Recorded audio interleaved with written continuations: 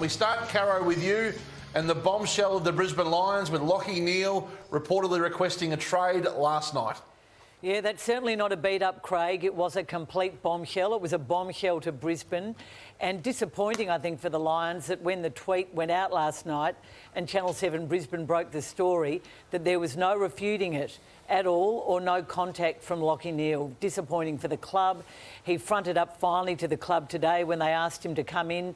He denied to them he had requested a trade. He said that he wanted to stay at the club, but his wife Jules, who's expecting their first child very soon, wants to go back to Western Australia, which is her home, to Perth.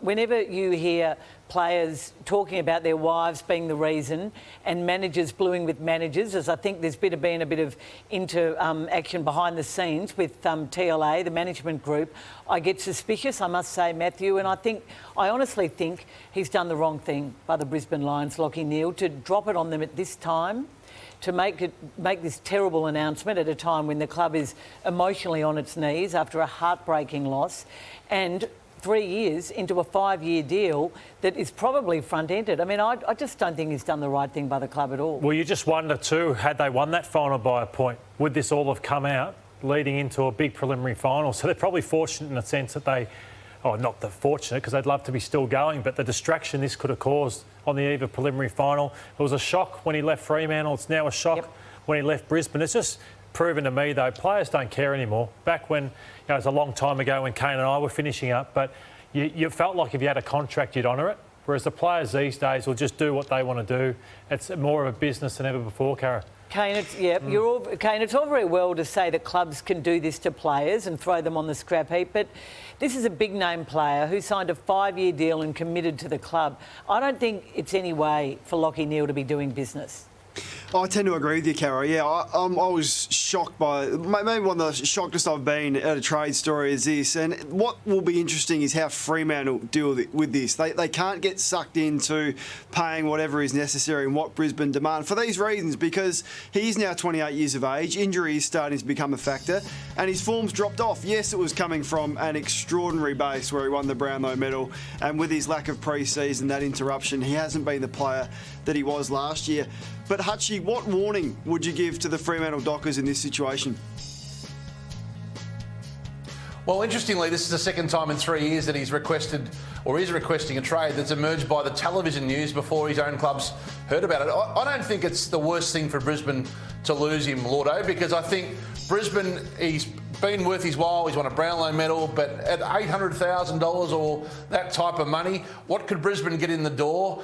Is he the guy that's going to take them to the next level in the first place? And for Fremantle, it is a lot of money for a developing midfield. I'm not certain either at that end that the money's not better spent on Sarong or Brayshaw or the young mids coming through. He wants to be the guy in the midfield, but I'm not certain that Fremantle need a guy that dominates their midfield right now. This is really interesting, but Brisbane shouldn't fear the consequences. History's littered with teams being overcompensated and doing well post their stars going. So he's won 4 of the last 5 best and fairest. So he won 2 with Fremantle in 16 and 18. He's won the 2 best and fairest that he's been at the club, including a Brownlow medal. So he's a super player. And 28's not that old in his terms. I could see him having another really good 2 years at Brisbane, certainly. Yeah, but Kane, this is where I think what Hutchie's going, like, you don't really lose that much at the end of the day. And I've got me thinking, imagine they could replace him with a Luke Parker. I know this is a big if because Luke, is a heartbeat of the Sydney Swans, but he's not happy with his terms. But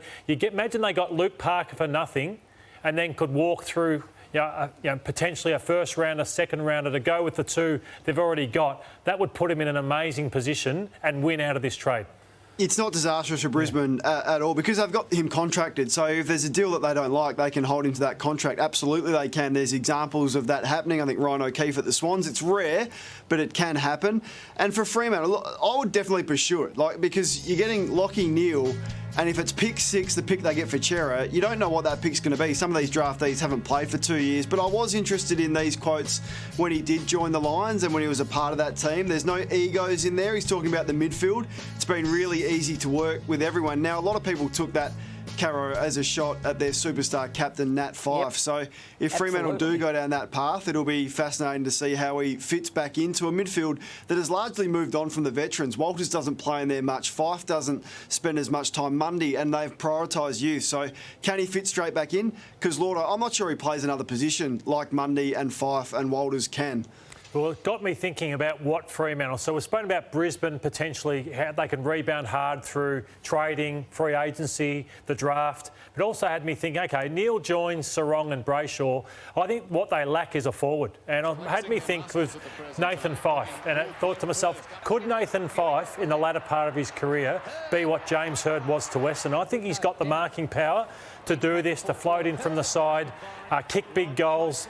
And I don't think Taberner and these players, what they've currently got, are going to take you anywhere. But had me thinking, Neale replaces Fyfe through the midfield, and could he do this for the next 3 or 4 years and put some excitement back into that Fremantle forward line? So win-win for both teams potentially out of this, Cara. I'd still be shocked if Luke Parker left Sydney, by the way. And I disagree. He's the best and fairest winner. Tell him he's staying. He's contracted. And look at what Sydney did with Tom Papley last year. And didn't that pay off in spades? Whatever. And Craig's point is really pertinent about the fact that twice the club has found out via the television news, not good for Lachie Neale. Sorry, Cara. So even though it's about family, so his wife and having a baby and COVID times and how tough it is, you don't think that's a conversation you might have with your coach or your head of footy before they read about it or hear it on the news? Maybe that was coming once they were knocked out of the final series, Cara. It wasn't probably the time to do it leading into that. Absolutely not good enough. Not good enough. And no one's asking him to raise his family there. It's 2 years, see out his contract in one of Melbourne's biggest cities. It's not the worst thing in the world. It was certainly not great timing for Chris Fagan, who, let's face it, had a horror weekend. He's ridden the emotional roller coaster over recent weeks.